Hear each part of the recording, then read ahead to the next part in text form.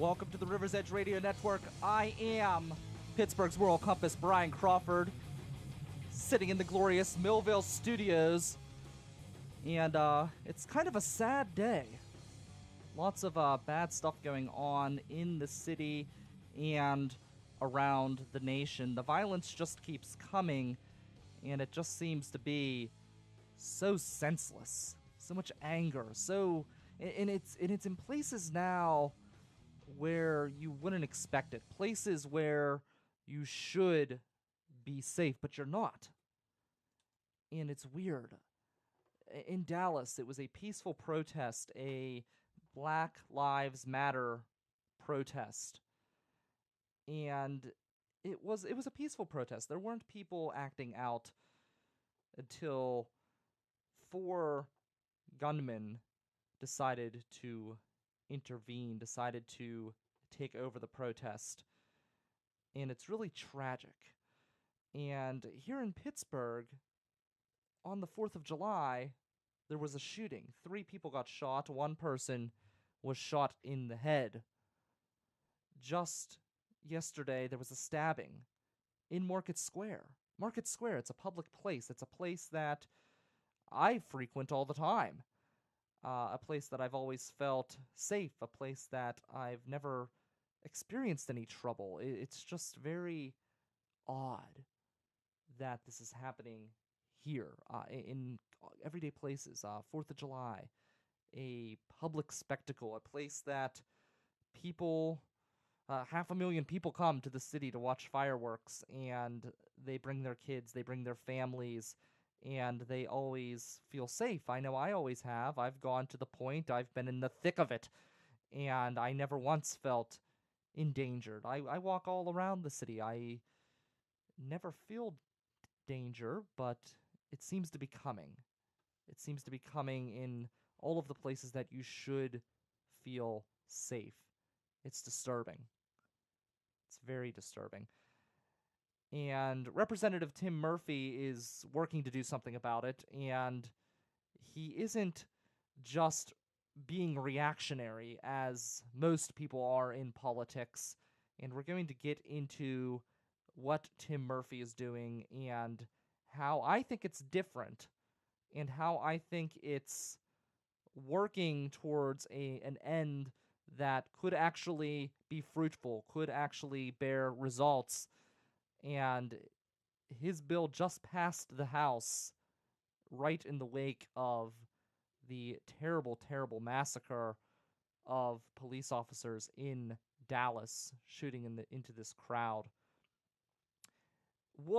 Governor Wolf, he's actually on the prowl again. He is trying to hold doctors accountable. He's trying to police how doctors hand out opioid prescriptions, which causes a lot of the needless violence. What happened in Texas obviously had to do more with racism issues rather than drug issues, but you have to wonder about things like the stabbing in Market Square, or I actually just talked to an individual recently. He was mugged, and the muggers were so frantic for money. He had no money, and I don't know if they didn't trust him or what, but they forced him to take all of his clothes off, and he had to walk home in the nude because he had no clothes. And I asked him, I said, did they seem like they were frantic? Like, what were these people like? And he said, yes, he thought it had to do with drugs because of their reaction. And these opioids, when people make that jump to heroin, it's such a severe addiction. And as somebody who grew up in a household that was just riddled with, not my house, but my family in general, plagued with cigarette addiction, and you think of those kind of addictions and how hard they are to overcome and surpass, well, times that by a gazillion, and that's where you get heroin, and it's just destroying southwestern Pennsylvania. So kudos to the governor for actually making this an issue. And as you know, the governor and I do not always see eye to eye, but I believe in I believe in complimenting people when they deserve to be complimented, and I will do that for the governor. I am Brian Crawford. I am your voice of reason among three rivers of chaos here at riversedgepgh.com, your voice for local music. And we have some big news, by the way. You can now become part of the Pittsburgh music scene here at the River's Edge. You can go to our website, riversedgepgh.com, powered by NJL WebTech. Look up njlwebtech.com for all of your web servicing needs. You now can join us by becoming a patron on Patreon.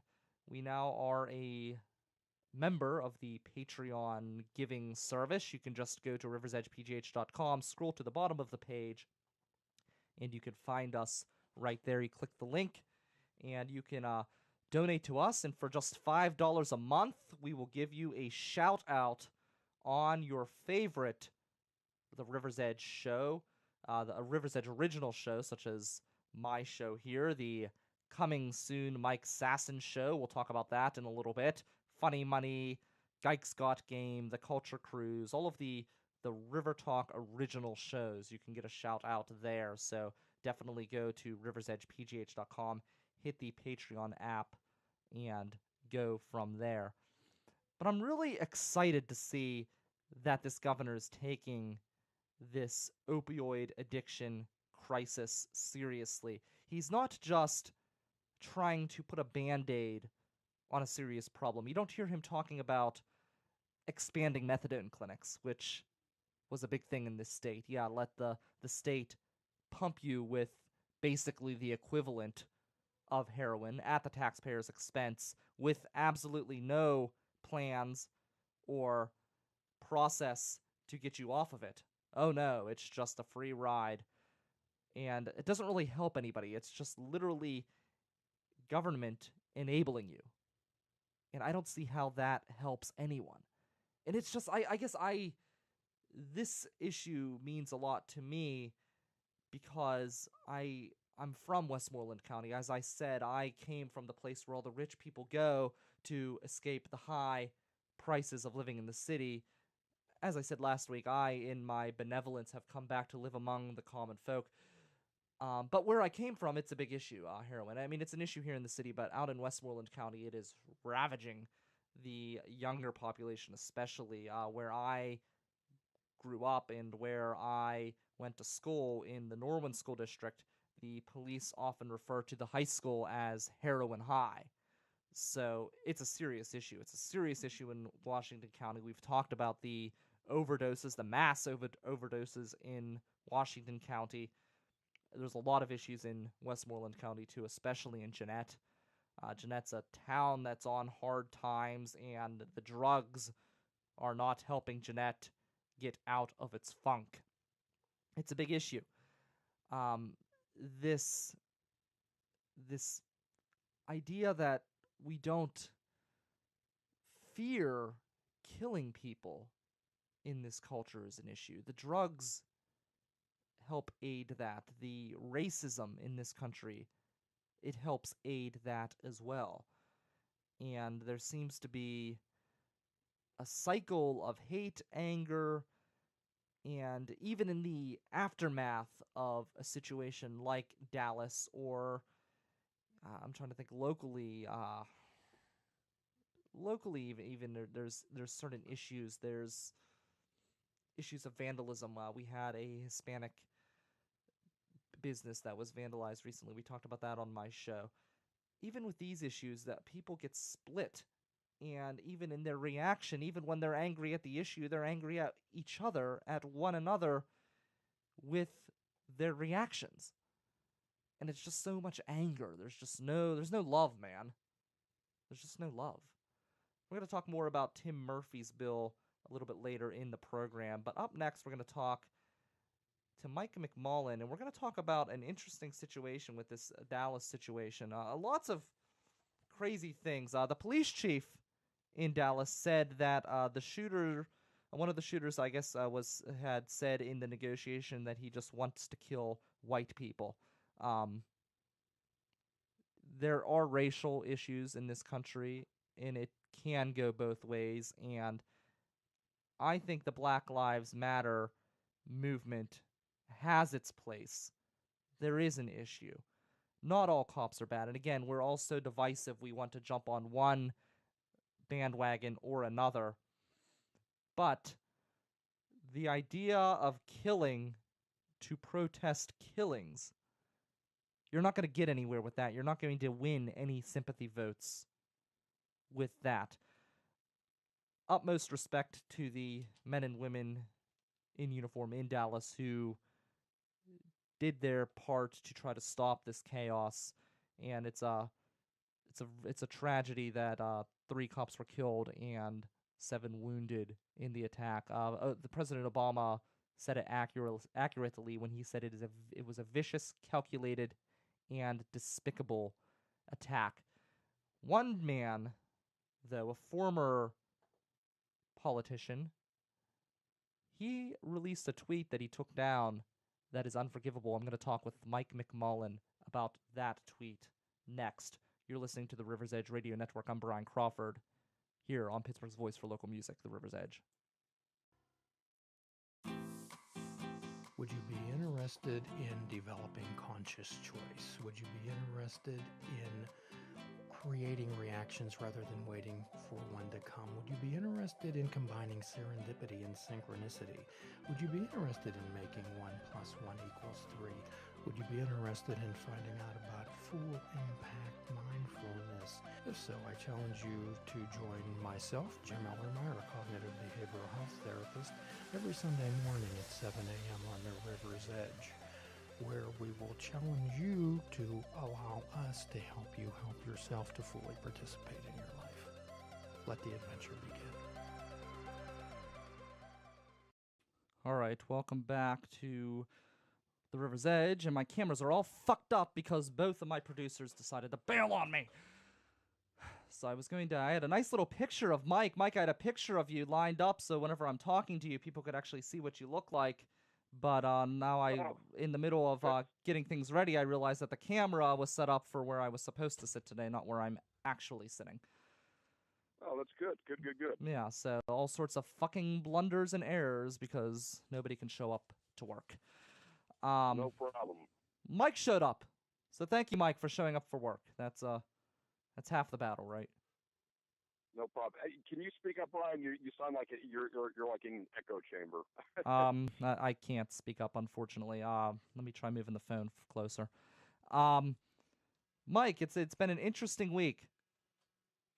Well, yes, it has been, and we'll talk about politics, but as of the 24-hour news cycle of what happened in Dallas last night, and I'm really not going to comment on who, what, where started it. I've heard a lot of chatter, but when a cop puts on a uniform, whether it be local, state, federal, transportation police, anybody who's wearing a badge, blue lives do matter, and thoughts and prayers are with all those family members. And I mean, I've never seen a mass cop killing in a while. I mean, normally, like, if there's a shootout or something, but this was supposedly supposed to be a peaceful protest.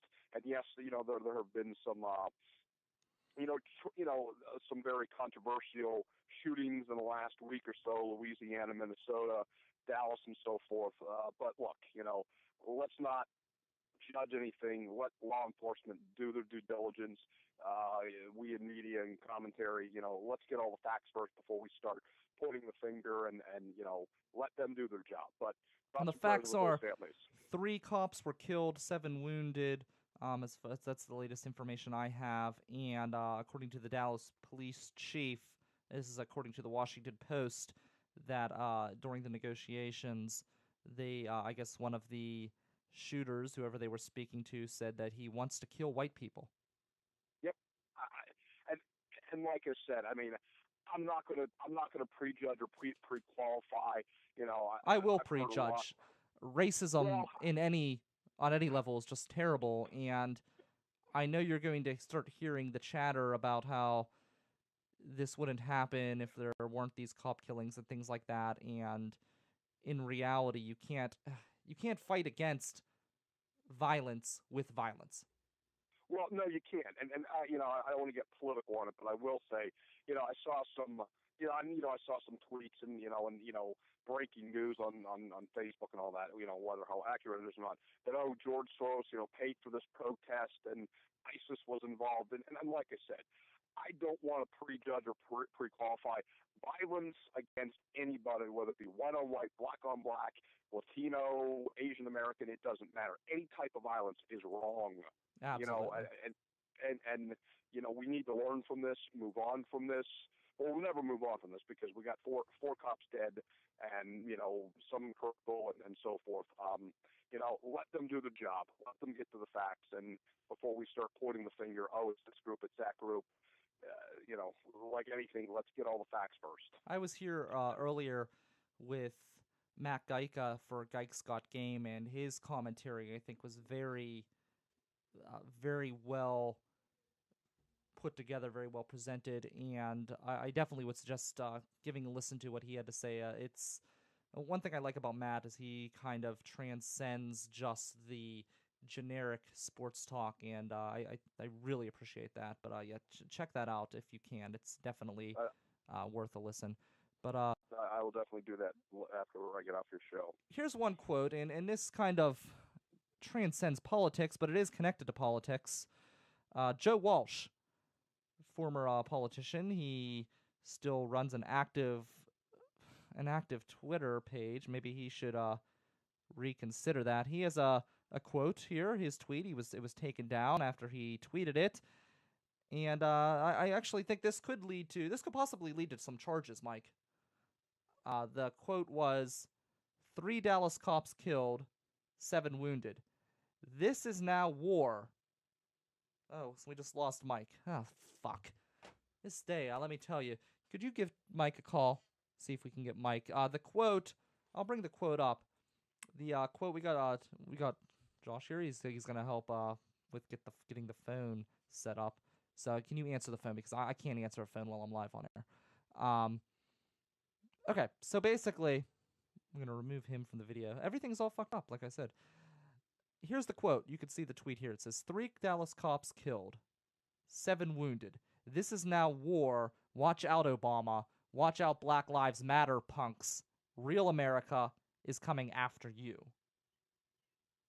Real America, just give him keep trying until you get a hold of him. Real America is coming after you. That is frightening. Who would say something like that? And if you look at his Twitter handle, you could see it right there. Right there it says Walsh Freedom. Walsh Freedom. What kind of freedom? Walsh Freedom. Is that Mike? Mike's back. I'm going to plug Mike back in here. All right.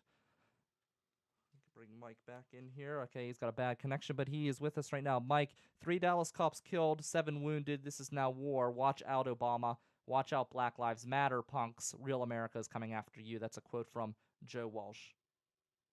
Well, first of all, you can't argue with stupid. Look, whether you disagree with, you can't disagree on what happened. It is a tragic, horrific. Sure. Look, nobody should be like anything. I mean, I could see somebody, if they were young and naive, a teenager, a college kid, putting a stupid tweet out like that. But look, you're grown adults. I mean, look, hey, adults make mistakes. We always, say something. But the thing is, when you put it in writing, when you put it out there on social media, it's viral. Whether you put it up there for 2 seconds, it's out there. And even if you take it down, somebody's going to see it. And could this be perceived as a death threat? This is now war. Watch out, Obama. Watch out, Black Lives Matter, punks. Real America is coming after you. I'm not really gonna comment. Well, it could be conceived as a threat. Yeah. I guarantee you, if I say something of that nature to somebody privately, or making that to somebody in public, believe me, you're gonna have a cop there, and that could be deemed as a terroristic or a death threat. I mean, and like I said, I'm not an attorney. I'm not going to comment on that in the sense of the legal aspect. Obviously, each state is different. They have their own laws and interpretation, but that could be a death threat. That could be a terroristic threat. I know a But man in Greensburg on a bus was he made a comment on the bus that he was angry about Senator Ward's legislation dealing with the methadone clinics at the okay. time, and he said that on the bus that he was going to give her poisonous brownies, and there just so happened to be an undercover cop sitting next to him. He was charged with terroristic threats. Well, um like I said, Really you dumb know, thing to say, and I love his Twitter handle, which is Walsh Freedom. What the hell kind of freedom is it for Obama? Obama has, just because he's the president doesn't mean he loses his freedom of speech, and he's allowed to have his policies whether you agree with him or disagree with him. In Black Lives Matter, they have the right to do their protests and to rally towards what they think is an injustice. And I look at the hypocrisy of the Twitter handle, even Walsh Freedom. It's just so ludicrous. This guy's crazy. well, there is a fine line. Well, look, freedom of speech. You have the right to protest. You have the right to assemble. You and I can disagree. We can agree to disagree on policy or on politics. But not to the point of that. I'm going to make I'm not going to threaten you, to do bodily harm or vice versa, that, hurt your family or anything. The point is you have to watch what you say. I mean, yes, you have the right to say what you want to a certain degree of freedom of speech. But when you start, When you throwing start out saying there, this is now war, a real America's coming after you, then maybe you cross the line. well, yes, I mean, he did cross the line. I mean, like anything, it's sort of like what you learned in kindergarten. If you don't have anything nice to say, don't say anything at all. I mean, Mm. and here again, where the hell's common sense? I mean, you just don't make stupid, asinine, asshole type tweets like that, or have something on Facebook like that, or anything on social media, because it can go viral pretty quick. Yeah. Yeah, that's And he's crazy. probably getting more press after the fact than he did before he tweeted it. Yeah. Yeah, what a scumbag. Uh, Going into politics, because this is Oh the goodness, political here we go. segment, um, Bernie is likely to endorse Hillary at an event, basically betraying everything he stood for in his campaign. I We've got agree. that. What else do we have going on, Mike? Oh Jesus. Oh, people are Well, feeling the Johnson now. Did you see that hashtag? Feel the Johnson. what's pardon? I'm sorry. What was that? Feel the Johnson. That's the new hashtag now going out there.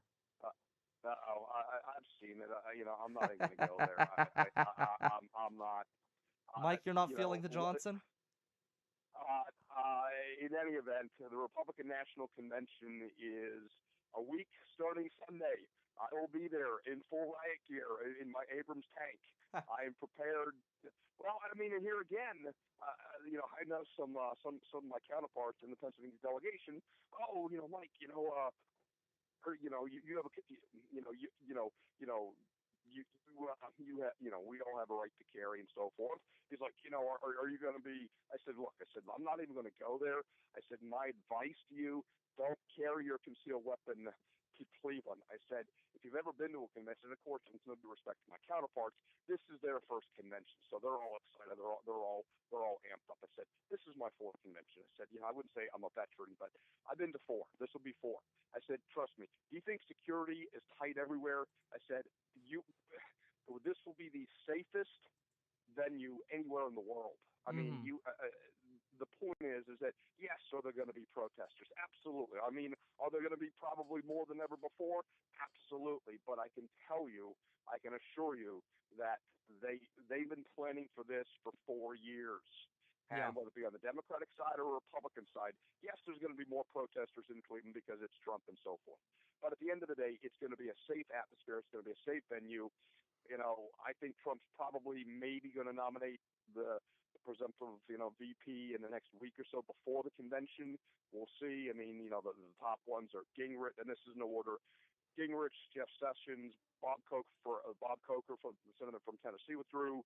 Jody Ernst from Iowa is up there. Look, people don't vote for a VP. Ultimately, they vote for the top of the ticket. But look, we need to be a united party. Trump was supposed to meet with Rubio today in Miami, but he canceled it because obviously the heightened security and so forth. He's supposed to be meeting with Ted Cruz. Look, we're going to have a unified party to a certain degree.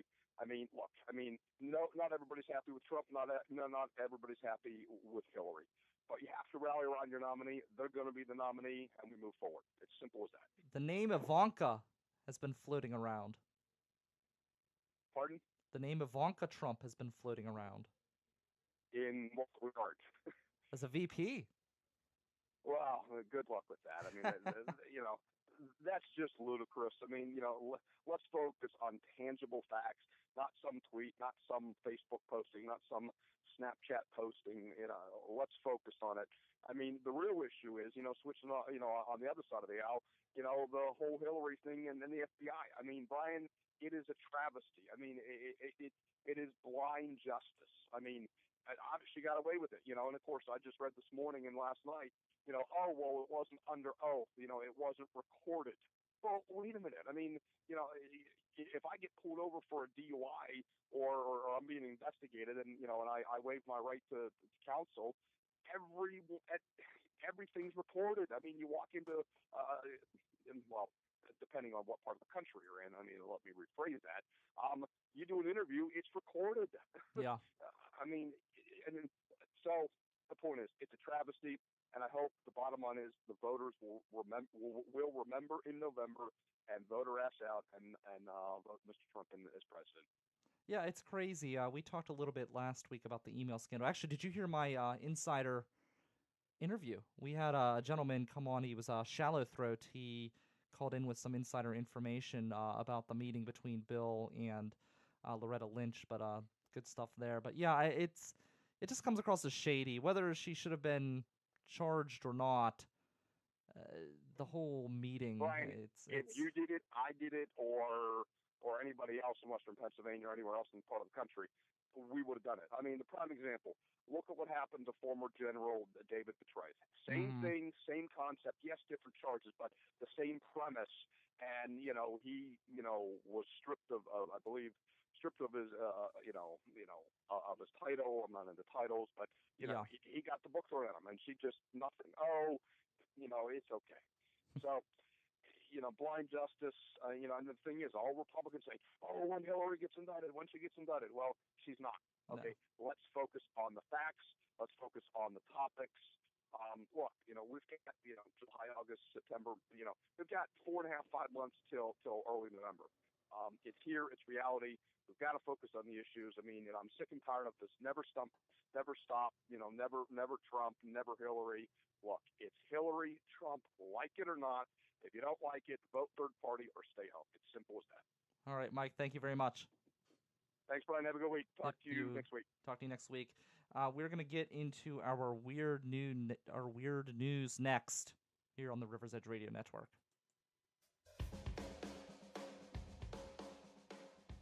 Hey, folks, it's Mike Sasson. Just so you guys understand, if there's one thing I do better than anybody I know, it's talk about nothing for an hour. Want proof? Here's the proof. The Mike Sasson Show. It's going to be on from 10 a.m. to 11 every Tuesday starting July 19th. It's an hour that you'll never get back. Neither will I, so we'll have that in common. Here on the River's Edge, a new kind of radio.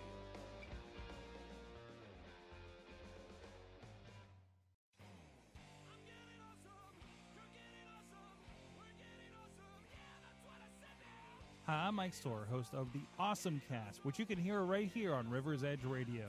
We're talking tech, getting geeky every week with people from Pittsburgh in the industry. Go check us out, awesomecast.net, or listen to us right here on River's Edge Radio, Thursday mornings, 8 a.m. after Funny Money.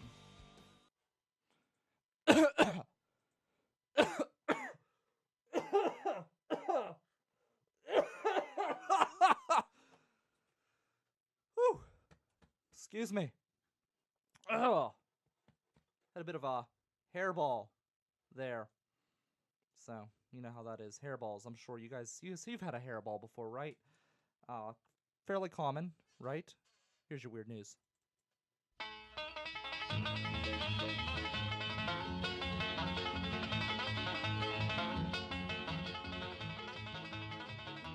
Your weird news today, as you know, every day of the week, during the weekday, I give you 3 weird stories to keep the Mon Monster at bay, where I, your benevolent host, save the entire city from total destruction each and every week.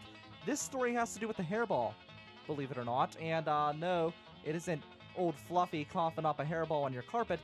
It's a woman, and her last name is Cox. And she was suffering severe abdominal pain, and she did not have irritable bowel syndrome. No, she did not. She had a 14-pound hairball. 14 pounds! That's bigger than a freaking baby. A 14-pound hairball in her body. She had to get it removed. Clearly had to get the hairball removed. This thing's unbelievable. It's like almost like in the shape of a, I don't know, like a mushroom cloud. It's like smaller on the bottom. I'll post a picture of it on the Facebook page and on my Twitter at RiverTalkPGH. Don't forget, you can always contact the show at RiverTalkPGH or 412-407-2PGH. It's a live show, so you can do those kind of things. Yeah, her name's Cox. She's from Britain, and she had a 14-pound hairball. I mean, I could read the story, but really, is there anything else that you need to know? How in the hell does that even happen? That kind of makes me afraid to have a cat. Really, really crazy. It's a good thing, I'm getting pretty good at this, running the entire show by myself. It's a good thing that nobody in this network gets paid, because they'd all be out of a job. So, poor James, he just stumbled in a few minutes ago. He thought the show started at 11. He was having a brain freeze, I suppose. But this next song, speaking of animals, we talked about cats. This next song, it's called Billy Taught Me. Actually, no, this isn't about pets. That's another song of his. Mark Seiler, he has a song about a pet, Max the dog. We're not playing Max the dog. We're playing Billy Taught Me How to Play. And it's kind of a sad song. It's a song that when you start listening, really listen to the lyrics when you listen to Billy Taught Me How to Play, because the song itself, you could tell it's a sentimental song, but when you actually hear the lyrics, there really is a lot of meaning that goes behind it. So check this out. Great music, always local here at riversedgepgh.com. Hi, I'm Tom, and I know money.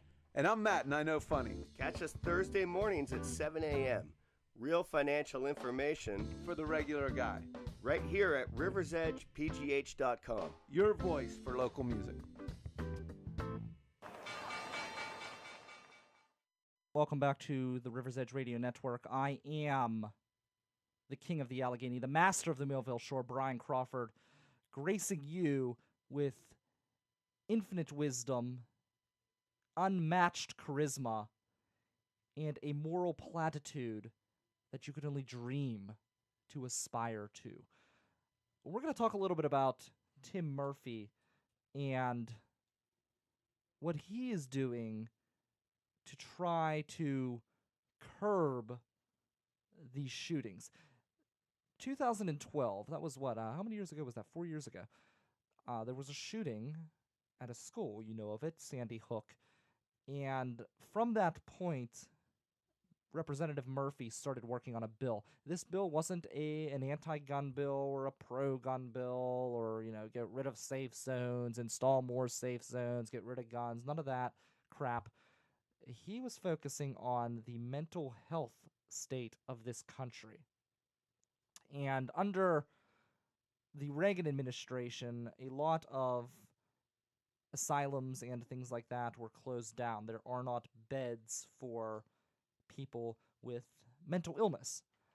And it's a serious issue, and there needs to be a place for them. And I understand why it was done at the time. There were a lot of atrocities that happened at asylums and things like that. But basically, we need a better focus on mental health. And this bill will create that focus. It will allow family members who are concerned to recommend that you get treatment, and there are legal proceedings that can go from there.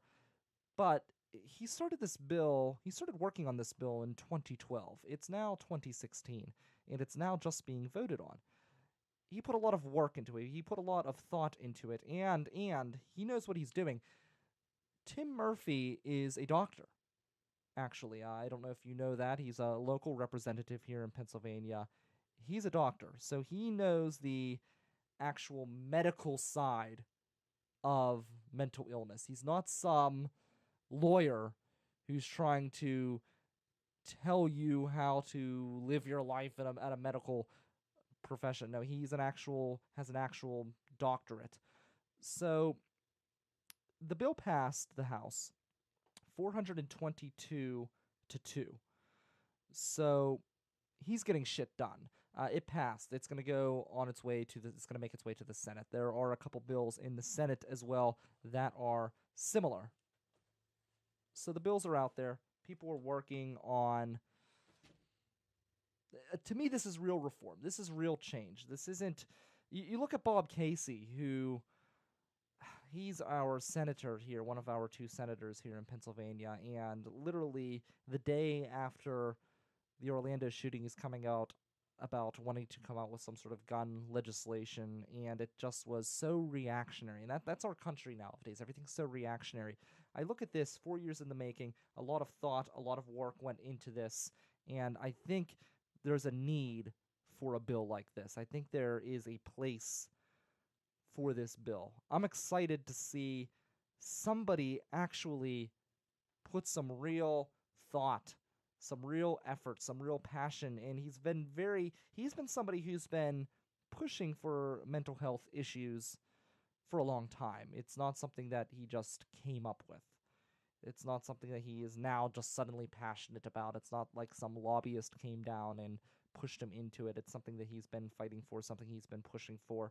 And I don't always agree with Tim Murphy on everything. I think he's kind of one of those. I guess he's not the worst representative we've ever had, in my opinion. He isn't so extreme, for one.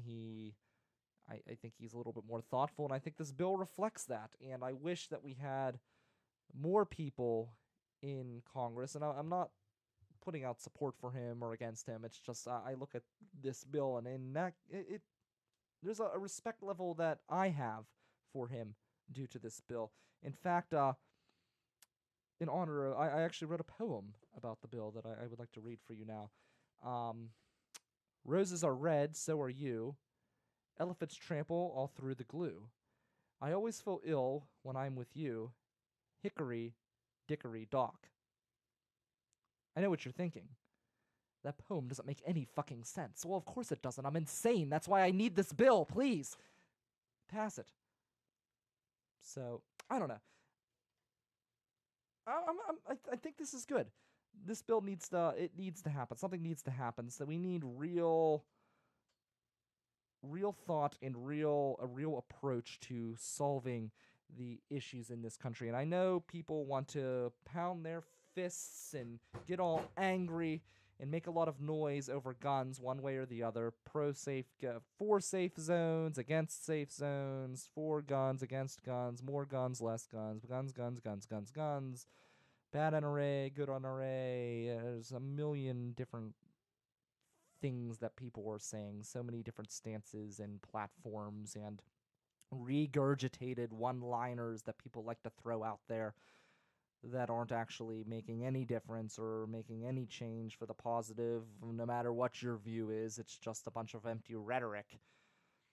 And something like this is real. People like to be anti or pro-gun. You've got the pro-gun people who, if everyone had a gun, somebody would stop them.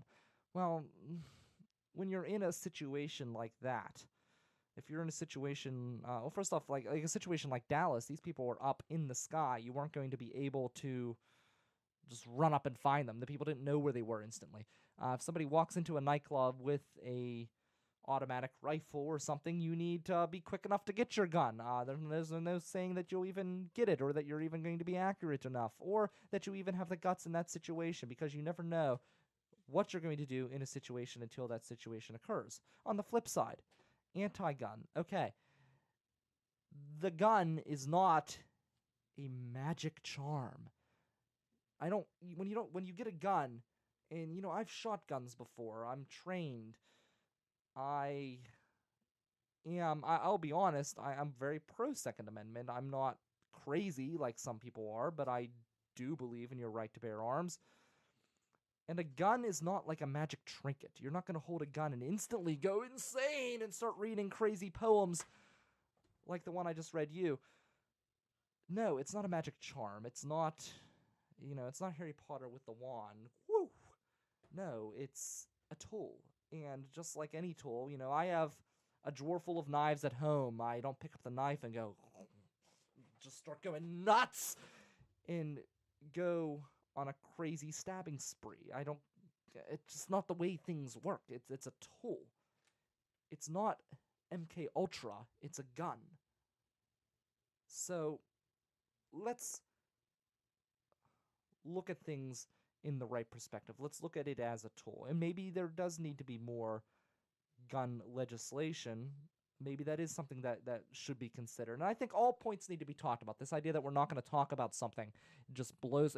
That's the most aggravating thing to me. That's what's going to drive me to write more crazy poems about roses, elephants, and dickories. I don't even know what a dickory is. Do you know what a dickory is? If you know what a dickory is, please tweet me at RiverTalkPGH. But I'm not gonna. Having a gun, having an item, doesn't make you crazy. And maybe there needs to be a conversation about who has access to guns, but the idea that the gun is somehow going to make you do something. I mean, if you want to go out and you want to kill a bunch of people, you're going to go out and kill a bunch of people unless somebody's able to stop you. Not having a gun is going to lead... people have been... let's just put it this way. People have been killing people since people were people. There's crazies out there. There's psychos. There seem to be more of them nowadays. I don't know if it's the drugs that we talked about at the beginning of the show.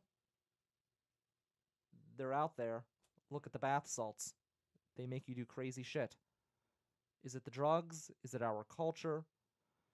Is it this angry one-sidedness that we live in that drives people to such radicalism? I don't know. I know that it's not a magic trinket. I know that somebody didn't come through and put the spell on all guns to make sure that all people who hold them go crazy. That's just not the way the world works. So just be a little more thoughtful and think. Think whenever you make these claims, please. And maybe we can all sit down together and have an actual conversation so we don't keep seeing this over and over and over and over again. And I fear in this slaughter in Dallas, just like in Orlando, just like in Sandy Hook, and just like all the other killings, nothing is going to be resolved. Nothing will happen. These people may have died in vain. These officers. These people at the nightclub, they probably died in vain. These children who were slaughtered at Sandy Hook, they probably died for nothing because you're too bitter. Too bitter to even listen to what someone else has to say. And that, to me, is a great tragedy in and of itself. Don't forget, the 19th, it's a Tuesday at 10 a.m., Mike Sasson, the Mike Sasson, Pittsburgh comic extraordinaire and loudmouth. He's coming to the River's Edge Radio Network. He was just with Q92 with Jim Krenn. He was at 93.7 The Fan before that. He's a great radio guy, and he has chosen to make the River's Edge Radio Network his home. So do not miss that live show here at riversedgepgh.com. You can find him, watch him on the live page. Just click live, and he's right there. He'll be streaming right from riversedgepgh.com. And the 16th, Jay Cooper is back in the house. Jay Cooper, hopefully he'll have a good hood rat joke. We'll see. But Jay Cooper is back, and I am very excited about that, so stay tuned. That's going to be every first and third Saturday of the month, starting on the 16th. Jay Cooper back. For nobody, because I'm here alone.